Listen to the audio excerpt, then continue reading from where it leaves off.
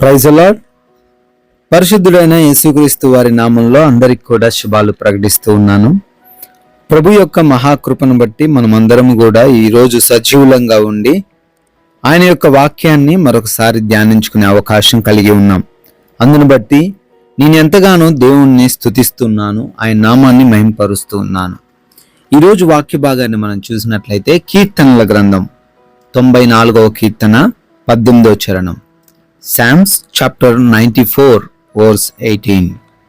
నా కాలు జారునని నేననుకొనగా యెహోవా నీ కృప నన్ను బలపరచుచున్నది. When I said my foot is slipping, your unfailing love, Lord, supported me. Hallelujah.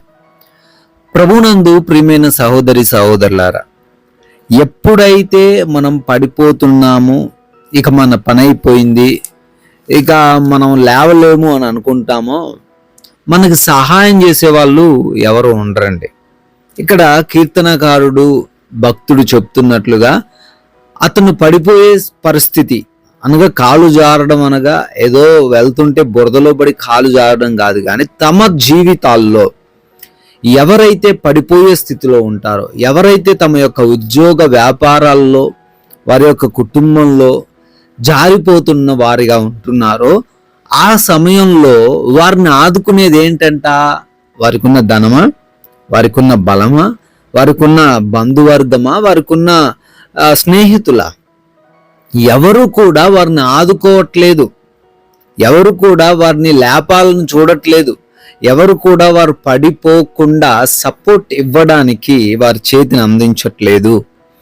ఈరోజు బహుశా ఈ మాటలు వింటున్న నీ జీవితంలో కూడా నీ పరిస్థితి కూడా ఇలాగే ఉందేమో. పడిపోతుంటే చూస్తూ ఉన్నారు కానీ, నవ్వుతూ ఉన్నారు కానీ, కనీసం చేయిచ్చి సపోర్ట్గా ఉందాం.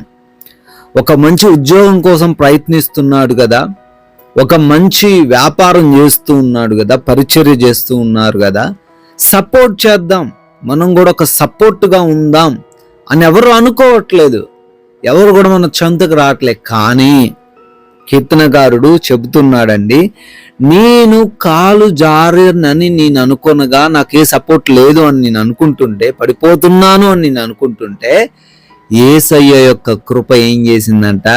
బలపరిచింది, పడకుండా ఆపింది. హల్లెలూయా. ఒకసారి ఆలోచన చేయండి. మనమే ఎగ్జాంపుల్, ఎక్కడికైనా నడుస్తూ వెళ్తూ ఉన్నప్పుడు, మన గృహంలో నడుస్తూ ఉన్నప్పుడు కింద కొంచెం నూనె పోయినప్పుడు దాని మీద కాలు వేసి ఇక జారిపోతున్నాం అనుకున్నప్పుడు మన ప్రక్కన ఉన్నటువంటి ఒక బీరువానో లేదా ఒక బెడ్నో పట్టుకొని మనం పడకుండా ఆగిపోతాం కదా. ఆ బీరువానో ఆ బెడ్డో ఏదైనా కావచ్చు, అది మనకి ఎలా ఉంది? సపోర్ట్గా ఉంది, పడిపోకుండా ఉంది, హెల్ప్ఫుల్గా ఉంది. ఈరోజు దేవుడు కూడా మన జీవితంలో పడిపోయే స్థితిలో ఉన్నప్పుడు, మోసపోతున్న స్థితిలో ఉన్నప్పుడు, ఇంకొకరు మనల్ని వారి యొక్క చెరల్లో వేయాలి, బంధించాలి అనుకున్నప్పుడు, దేవుడు ఆయన యొక్క కృపతోని మనల్ని బలపరుస్తున్నాడు, అంటే సపోర్ట్ చేస్తున్నాడు. వాక్యం ద్వారా మనకి జ్ఞాపకం చేస్తున్నాడు, వాక్యం ద్వారా మనకి సహాయము చేస్తాడు అని కీర్తనకారుడు చాలా క్లియర్గా చెప్తున్నాడండి.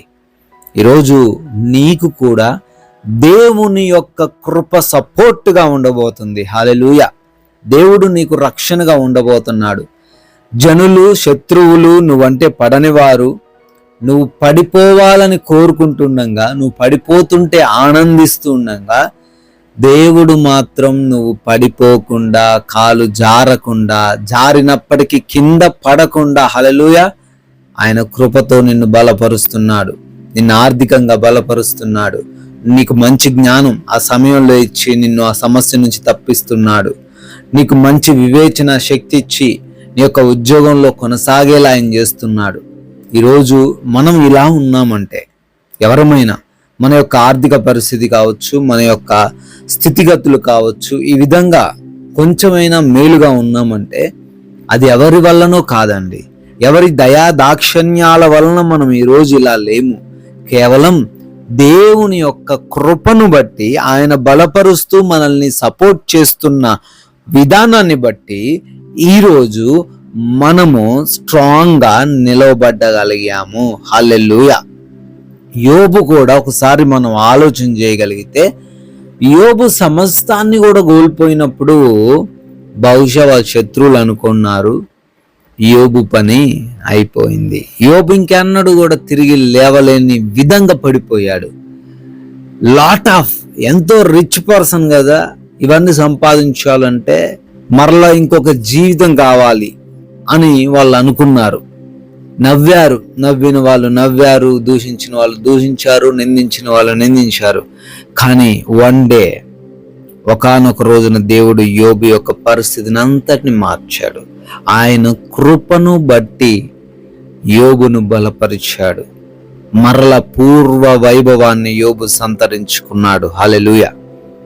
ఈరోజు నీవు కూడా అనుకుంటున్నావేమో, ఇంకా లేవలేను అని అనుకుంటున్నావేమో, ఇంకెన్నడూ కూడా పైకి రాలేను అని అనుకుంటున్నావేమో, ఇంకెన్నడూ కూడా ఈ సమస్యల నుంచి, అనారోగ్యం నుంచి, ఈ వ్యాధి బాధల నుంచి, ఈ కుటుంబ పరిస్థితుల నుంచి, ఈ అప్పుల సమస్యల నుంచి పైకి ఎదగలేను అని అనుకుంటున్నావేమో. దేవుడు నీకే జ్ఞాపకం చేస్తున్నాడు, సహోదరి సహోదరుడా, ఆయన యొక్క కృపతోని నిన్నేం చేస్తాడట?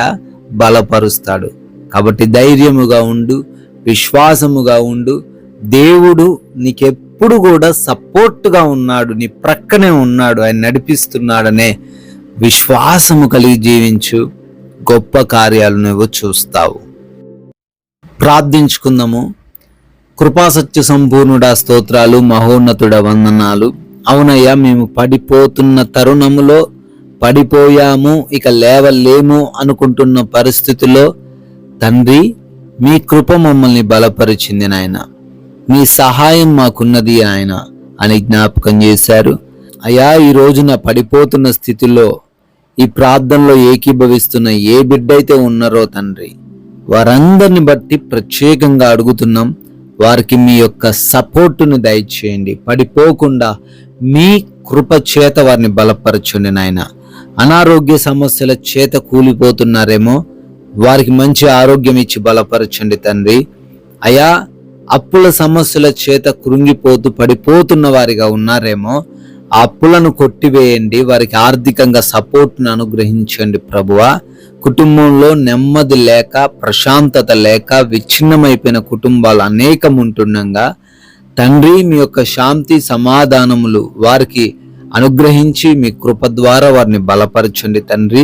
ప్రతి విషయంలో ప్రతి బిడ్డకు నెమ్మది దయచేయమని, ఈ రోజున చేస్తున్న పనులను, ప్రయాణములను అన్నిటిని దీవించమని, మీ రక్షణ మాలో ఉండినటువంటి ప్రతి బిడ్డకు దయచేయమని, మా అందరి ద్వారా మహిమ మీరే పొందుకొనమని యేసుక్రీస్తు వారి ఉన్నతమైన జీవము కలిగిన నామంలో ఈ ప్రార్థనను అడుగుతున్నాం తండ్రి.